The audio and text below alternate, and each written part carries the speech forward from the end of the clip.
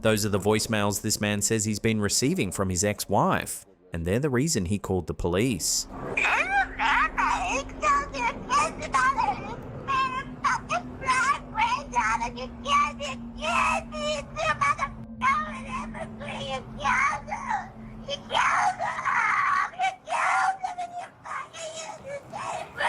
This scary video comes from a Florida police body cam uploaded by the channel Police Cam and recorded back in March 2026.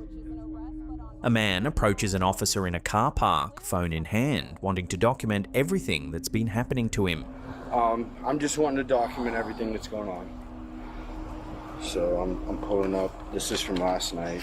Did you saw the email I sent you? Mm-hmm. So I don't know if you want to go through these again, but I don't know if you listen to them. They're f***ing scary. What? He explains that his ex-wife has been calling him over and over. In one stretch, he counts 17 calls and 9 separate voicemails left in barely an hour. Oh, Okay. But it isn't the number of calls that's so unsettling, it's what's on them.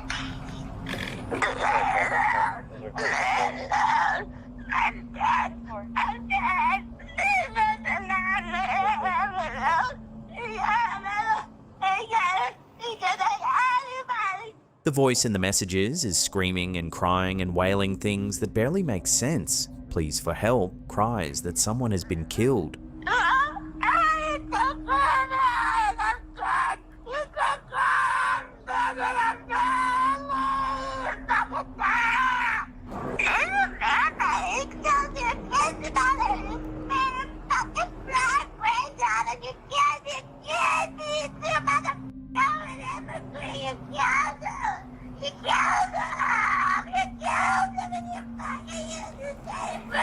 And through it all, the voice itself sounds wrong, distorted, altered, almost nothing like the woman he says he was married to for years.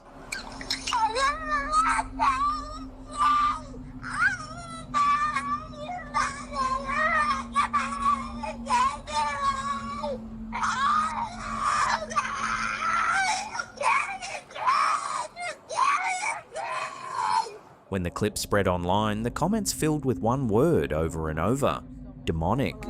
Thousands were convinced this wasn't a woman at all, but something that had taken hold of her, that she was, quite literally, possessed.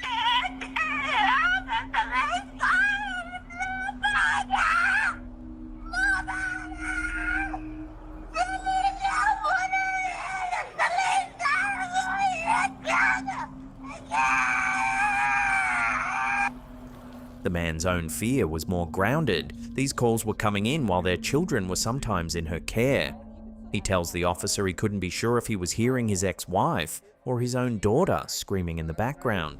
I would be really f***ing scared. Absolutely, I would be agree. calling you to go check on them because I couldn't tell if that was my daughter screaming for help or what the f*** that noise is. Right. So I'd be freaking out. Soon after, officers ran a welfare check at her home. According to the report, some of her earlier calls had been deleted.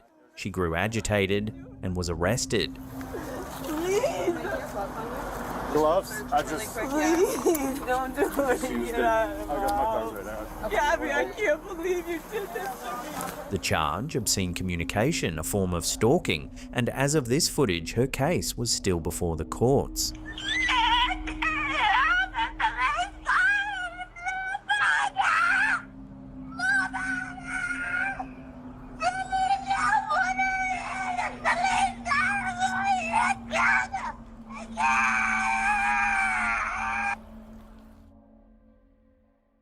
Just a quick one before we get back into the spooky countdown. We have a major announcement. We are building out and launching our very own online Halloween store. You might have seen it on our socials already. It's launching soon, but to celebrate, we're opening up 2,500 founding member spots.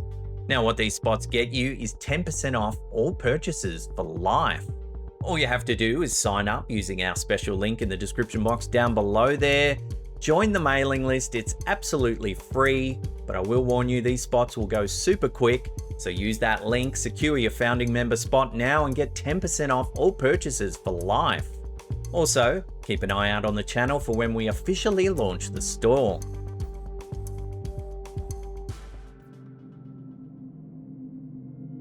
There's a particular stretch of the North Atlantic where more than a century ago the Titanic slipped beneath the waves and took over 1,500 souls with it. This next scary video was filmed by a group of sailors crossing that very spot. And according to them, it wasn't the first time they'd sailed it. They say they'd heard strange things out here before, but never as clearly as this.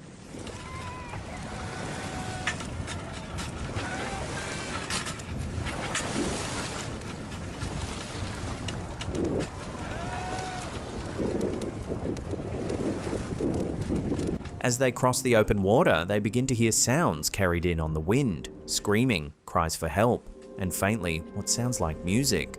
The strains of violins like an orchestra playing somewhere out across the sea.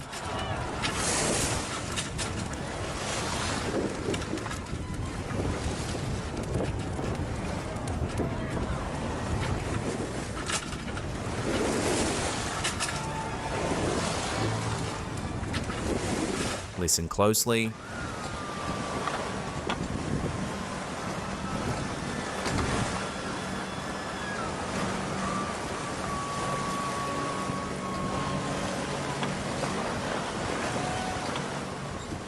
The sounds drift in with the breeze, growing clearer for a moment before they fade away entirely. As the sailors put it, as soon as the sounds came, they were gone.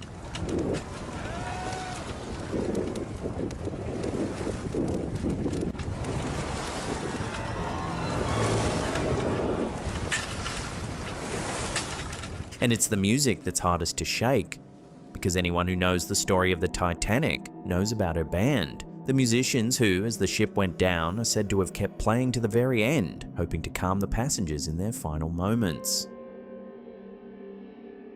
Now, the clip has gone viral and not everyone is convinced. The most common explanation in the comments is a simple one, that the screams and the orchestral music were lifted straight from the 1997 film Titanic and laid over ordinary footage of the sea. A hoax, dressed up in the most haunting setting imaginable.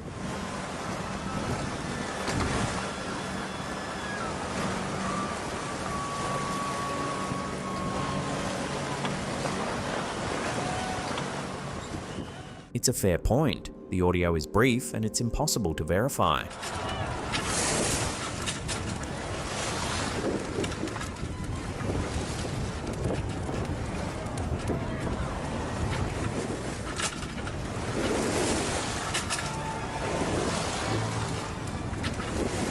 But the sailors insist it's real, that out there over the water where the great ship still lies, they heard the screaming and the violins drifting in on the wind. And then, just as quickly, the sea fell silent again.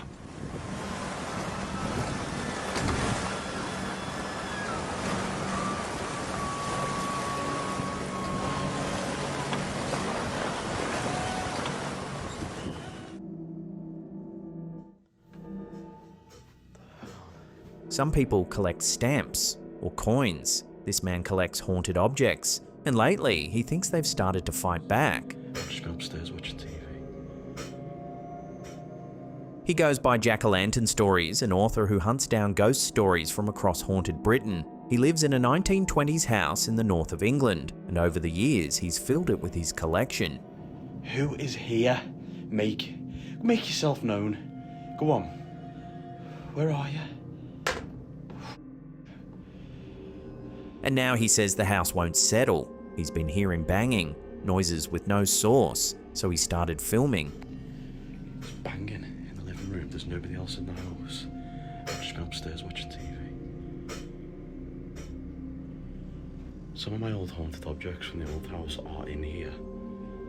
As he enters the living room, this happens. Hello?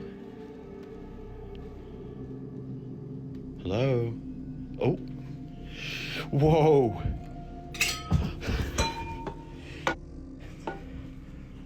Oh my god.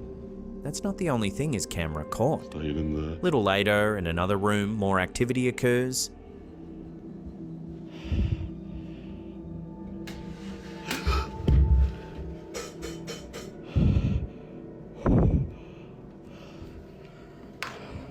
A chair topples over. No one near it, nothing to push it.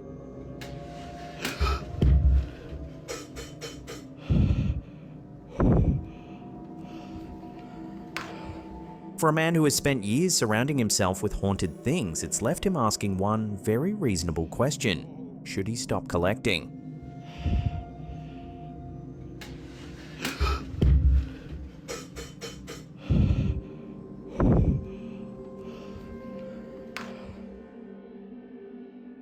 All right, what happened last night?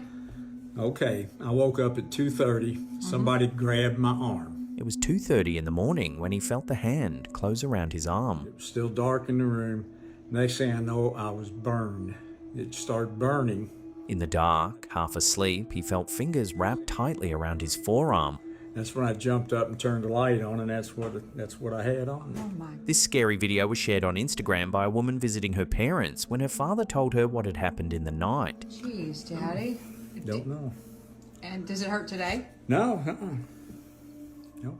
A deep purple-red mark on his inner forearm, roughly where a hand would sit if a hand had taken hold of him. But I could feel the person's hand around me, and it's like the middle finger was on fire, burned me.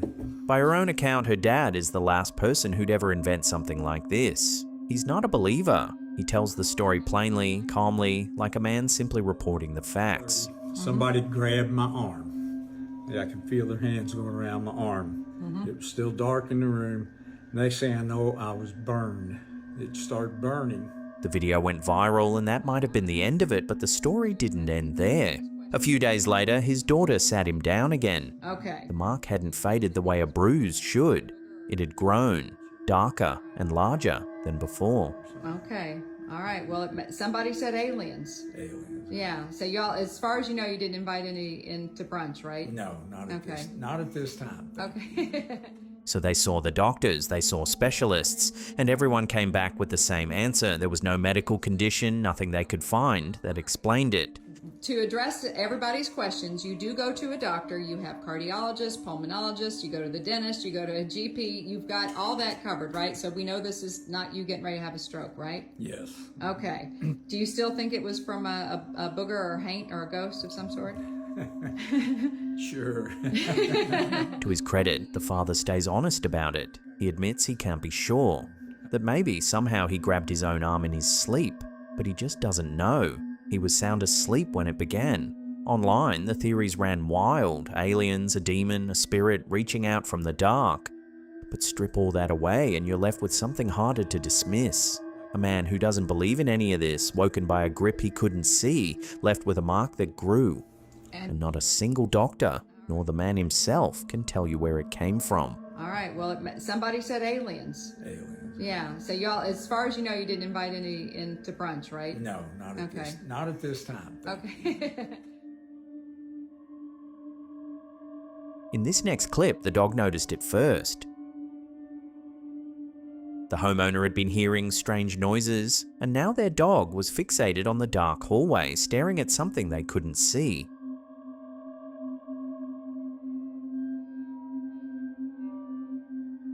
There's the silhouette of a person standing in the dark.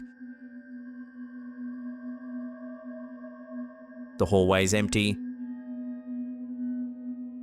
but the dog isn't confused because it imagined something. It's confused because whatever it had been watching just a second ago is suddenly gone.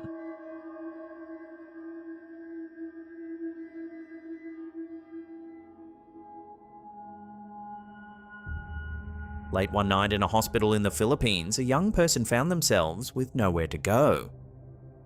They'd come to visit a former teacher's husband who was recovering after an accident, but the rain had set in, there was no transport home, and so they stayed. The first strange thing happened around midnight. The lift arrived at the 4th floor and the doors slid open. They stayed open for more than 15 seconds, but no one stepped out and no one got in. By 2 in the morning, most of the patients were asleep. Only a couple of people remained awake near the nurse's station, and at around 3:30, with nothing much happening, the visitor took a quick, idle photo of the stairwell, just something to post online. They didn't notice anything at the time. It was only when they opened the picture to share it that they saw it. There on the staircase, a tall grey figure, human-shaped, standing where no one had been. And here's the part that matters. When they showed the photo to the nurses, the staff didn't laugh it off. They were frightened. These are people who work the night shift in that building every single night. And after seeing this, they began moving through the hospital in pairs, too uneasy to walk the corridors alone. Now it has to be said, the figure is faint. It could be a smear of motion blur, a trick of the glare on a phone camera, or a shadow falling across the stairwell wall at just the wrong moment. But the people best placed to recognise an ordinary shadow in that hospital were the very people it scared the most.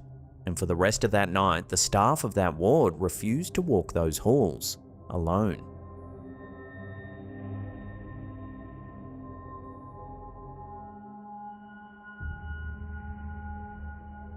It was meant to be the most ordinary photo in the world.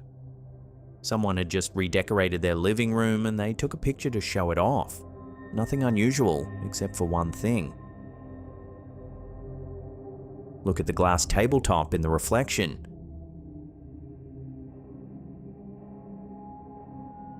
When the photo was posted online to be debunked, the first reaction was sensible. Pareidolia, the trick of the mind that finds faces in random patterns. Just a reflection of the furniture, surely. But the longer people looked, the less it held up. The shapes didn't line up. One commenter saw a shadow on the love seat shaped exactly like someone sitting on it. So what do you think, pareidolia or something far more sinister? Let us know in the comments.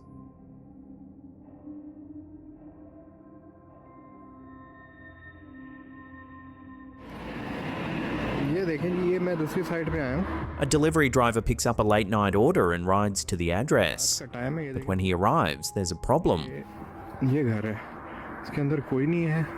The destination is an enormous abandoned house. The front gate is chained and padlocked. It's pitch black, and there's no one here. Unsure what else to do, he leaves the bag of food at the gate and walks back to his bike. लेकिन यहाँ पे कोई भी नहीं है और मैं ऐसा करता हूँ मैं उधर परली साइड पे जाके Then he glances over his shoulder. अब क्या किया जाए कुछ समझ से बाहर है The bag is gone. What? He goes back to check. The gate is still locked, the house is still empty, there's no one in sight and nowhere for anyone to have gone. And this is where it takes a turn, because the driver doesn't run. He stands at the gate in the dark and he starts to talk to whatever took it.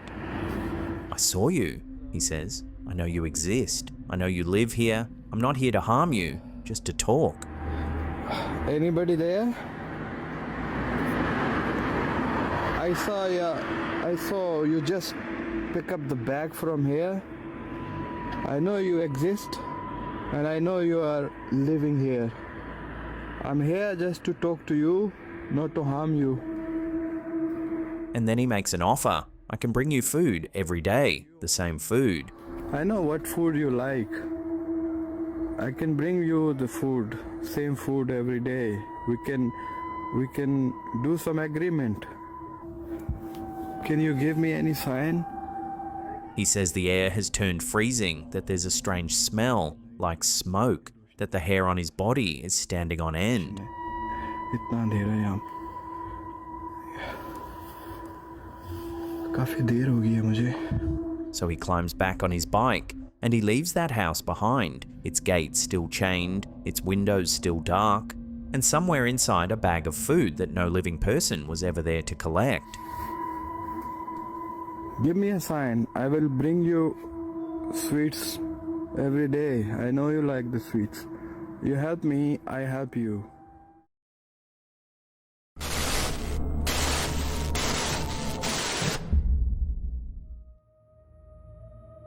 First up, imagine being fast asleep when your phone screams a government emergency alert at 1 in the morning, warning you that aliens have arrived. That's exactly what happened to thousands of people across Brazil.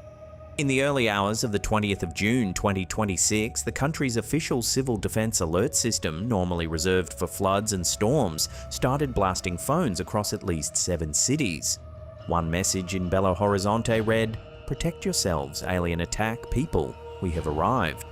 Others were stranger still, peppered with the word misanthropy, meaning a hatred of humankind. There was, of course, no invasion. Officials pulled the entire system offline at 1:30 in the morning and confirmed it had been hacked. The case is now with the federal police. But for one strange night, an entire country woke up to an official warning that the aliens had landed. Staying on that theme, over in Turkey, residents of a town called Saydikame got a fright of their own. In an olive grove, someone discovered a towering structure, nearly 23 feet tall, an enormous open-ended box with a giant ball suspended in its center. It looked, for all the world, like something not of this earth. The unnerved local who found it did the sensible thing and called the police, sparking an investigation and no shortage of wild theories.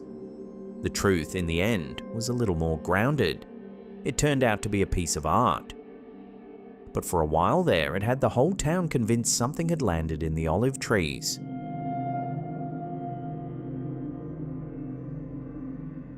And if all this talk of alien landings has got you in the mood, we've just launched a brand new range of alien apparel over at slaptham.com.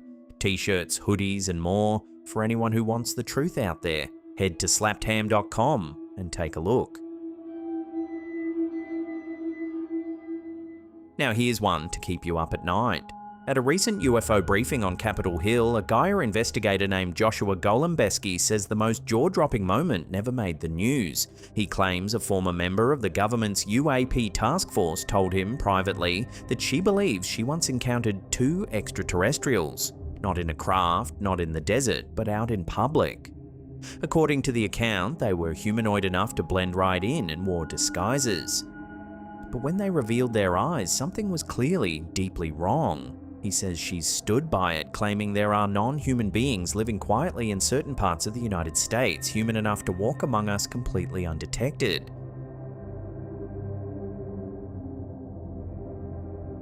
And finally, a ghost hunt that ended with the ghost hunter himself going missing. On the 19th of June, a 34-year-old Malaysian paranormal vlogger was live streaming an overnight investigation at the haunted Malacca Botanical Gardens. Around half an hour in, his stream suddenly cut out. When he didn't resurface and his friends couldn't reach him, a missing person report was filed and a search began. 3 days later, he was found weak and disoriented inside a public toilet near an adventure park in the gardens. He was rushed to hospital.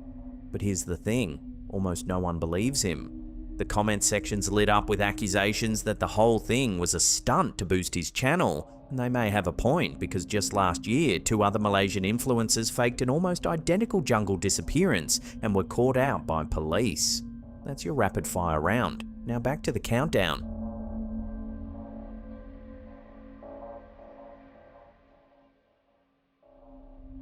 In Indonesia, there's a piece of folklore that truck drivers know well. The idea that on long night drives, an unseen passenger can climb aboard and ride along with you. They say you can feel it. The truck turning suddenly heavier, the engine losing power for no reason, a strange smell or odd noises coming from somewhere in the load. So when this driver, alone on a dark mountain road at night, heard a strange noise coming from underneath his truck, he pulled over to check.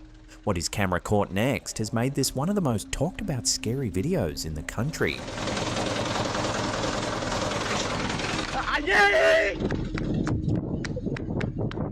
He takes out his camera and runs it slowly along the underside, looking for whatever's causing the sound. Then he reaches the back.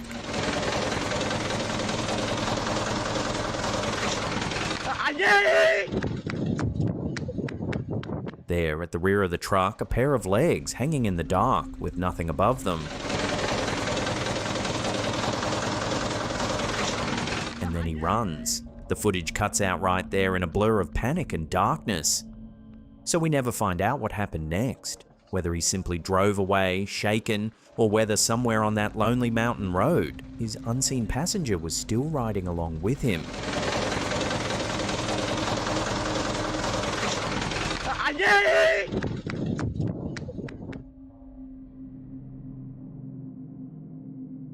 This scary photo was sent in by one of our viewers, a woman named Dina, and it's a little different. She was sitting in her living room one evening. In the chair, you can just see the arm on the right of frame when her camera caught this. A glowing figure over in the kitchen. And it wasn't the first sign that something was there. Dina says that at her old apartment, she'd been hearing knocking in the kitchen over and over, usually in the evenings and at night. But it went further than sounds. She says the corner of her bed would press down, as though someone had sat on it while she was lying in it. And once, she felt a poke on the back of her shoulder in the dark. Here's the thing though, she never felt it was anything bad. The way she describes it, it was less like a menacing spirit and more like dealing with a toddler. Something playful, gently trying to get her attention or simply to annoy her. And then, one day, it simply stopped. The knocking faded, the little nudges ended, whatever had been sharing that apartment with her seemed to quieten down and slip away. Dina says she doesn't know if it will ever come back. For now, all that's left of it is this, a glowing figure in her kitchen and the face of a young man who was never really there.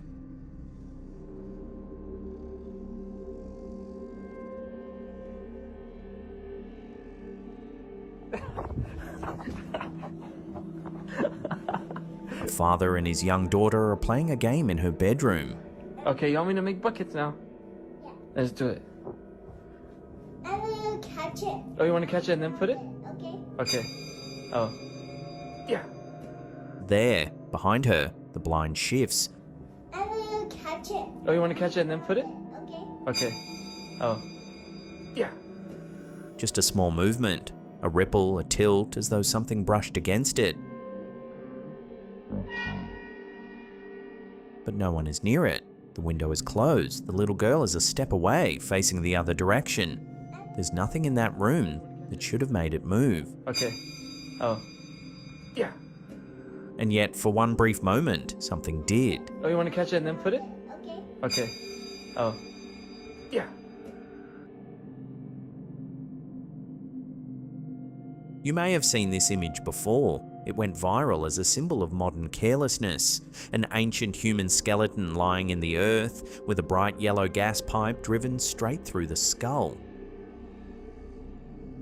The outrage wrote itself. Here was heritage trampled by industry. The dead desecrated for the sake of a utility line. But the truth is stranger and a great deal sadder. This is a woman archaeologists nicknamed Piper.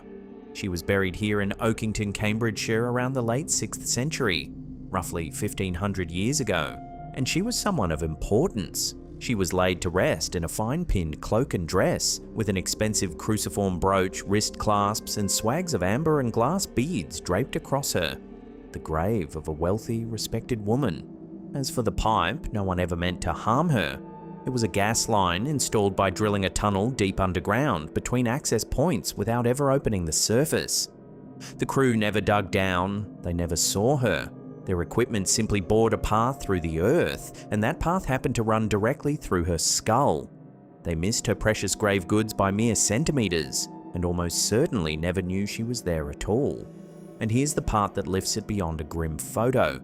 Piper was just one of more than 100 people buried at Oakington, and that cemetery has since reshaped what we thought we knew about early England. The people here weren't a single conquering race. They were a mingled community of natives and newcomers living and dying side by side. The very story of who the English are was rewritten by the dead of this field. But it's Piper the world remembers, a woman dressed with care and grief and laid in the ground by people who loved her. She lay undisturbed for 1500 years. And then, one ordinary day, a drill passed blindly through her skull, and it was only because of that we ever met her at all.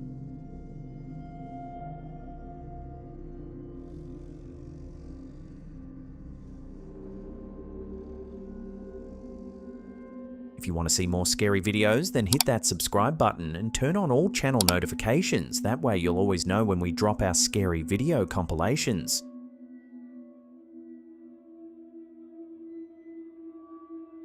Ghosts are supposed to follow certain rules. They knock on walls, they drift down corridors, they turn up as a cold patch in an empty room. But the haunting at Meadow Cottage broke all of those rules. because this ghost didn't rattle chains or moan in the dark. It typed. Our story begins in the autumn of 1984 in the quiet village of Dodleston in Cheshire near the Welsh border. A teacher named Ken Webster had moved into Meadow Cottage, an old run-down house he was slowly renovating along with his girlfriend Debbie and their lodger Nick. At first, the strangeness was the ordinary kind. Footprints began appearing in the dust on the floors, but these footprints had 6 toes, and they seemed to walk up the walls between the kitchen and the bathroom. Nick painted over them. By the next morning, they were back. Then objects started moving. Cans of cat food were found neatly stacked into pyramids. Cold gusts swept through locked rooms. But the haunting was just getting started, and it was about to find a far stranger way to speak. Ken had borrowed a computer from the school where he taught, a BBC Micro, one of the most common machines in 1980s Britain. Crucially, it was not connected to anything, no internet, no network. This was years before the web existed. It was simply a standalone box that sat in the cottage. One evening, the family came home to find a message waiting on the screen, written in strange, archaic, badly spelled English, as though someone from another century had sat down at the keyboard and tried to type. The writer gave his name as Lucas, and he was angry. He believed Ken and Debbie were intruders living in his home without permission. He demanded to know who they were and what they were doing in his house, because according to him, the year was 1546. Imagine that for a moment. You come home, switch on your computer, and find a furious letter from a man who insists it's the middle of the 16th century, that this is his house, and that you are the ghost haunting him. To him, Ken and Debbie were the intruders, the strange presences he couldn't explain. From where Thomas sat, it was the people of 1985 who were the unwelcome spirits in his home. What followed was one of the strangest correspondences ever recorded. Over roughly 18 months, Ken typed messages back and the replies kept coming. More than 300 of them in total. Lucas eventually admitted his real name was Thomas Harden. He'd lied at first, he said, to protect himself. He described his life, his home, the world around him in Tudor England. He said he was able to see into his future, into Ken's present, through a glowing light box he'd been given. And then the story took a turn that even Ken struggled to follow, because a third voice entered the conversation, one that called itself simply 2109. It claimed to be writing from that very year in the future. It said that Ken, Debbie and Nick had a purpose, one that would change the course of history, and it warned others not to interfere. Suddenly, this was no longer a ghost story. It was a conversation stretched across 3 points in time: 1546, 1985, and 2109. So was any of it real? This is where it gets genuinely difficult to dismiss. When researchers looked into the name Thomas Harden, they found something unexpected. A man by that name really had existed, a vicar living in the right period. Other details mentioned in the messages, including a local sheriff, also appeared to match real historical records. And the computer, remember, was never connected to a network. There was no obvious way for anyone to beam messages into it from outside, but the skeptics have landed some heavy blows of their own. A linguistics expert from Cambridge University examined the supposedly Tudor writing and was deeply unconvinced. She found the grammar in her words hopelessly wrong. It didn't read like genuine 16th century English at all. Worse still, she noticed that the message's writing style closely resembled Ken Webster's own, the same habits, the same turns of phrase. And of course, Ken went on to write a book about the whole affair, which gave him every reason to make the story as compelling as possible. And yet, even that doesn't fully close the case. A hoax sustained over 18 months across hundreds of messages, on a borrowed computer, in a busy household, would have been an extraordinary feat in itself. In 1986, the messages simply stopped. Thomas Harden said his goodbyes. The voice from 2109 announced its work was done, and the screen at Meadow Cottage fell silent for good. To this day, no one has ever proven what truly happened in that little Cheshire cottage. Whether it was an elaborate fiction or whether for one strange year and a half, a man from 1546 really did sit at his light box and reach across 5 centuries to argue with the strangers living in his home.